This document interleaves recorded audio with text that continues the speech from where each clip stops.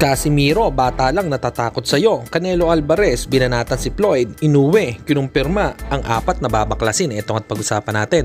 Pero bago ang lahat, pakisubscribe po ng channel ko. Huwag nyo na rin kalimutan i-click ang notification bell para lagi kayong una sa balita. Balita sa mga pambato na isasalang. Pasabog na video, lahat yan nandito. Nino Cruz TV ang iyong paborito.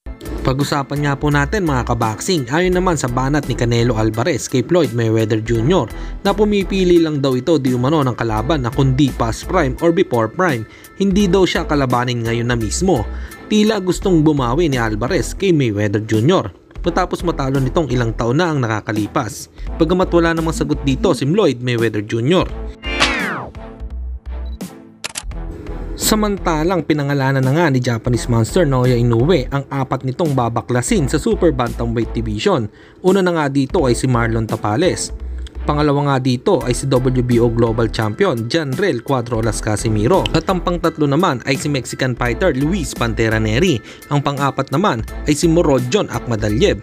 Tila magandang balita nga ito dahil mismo sa kanya na nanggaling ang gusto niyang kalabanin. At kapag naman tinalo niya itong top-rated fighters, ay matitigil na ang usaping cherry picker siya. Yan nga kung kaya niyang talunin lahat.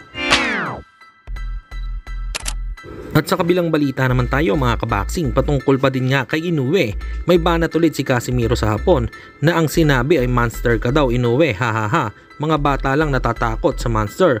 Mga mahina lang kasi mga kinalaban mo. Kaya ka nagmumukhang magaling, whatever, hahaha. Hanggang dito na lang muna ang ating balita. Dito na lang ang aking boxing news report. Babu!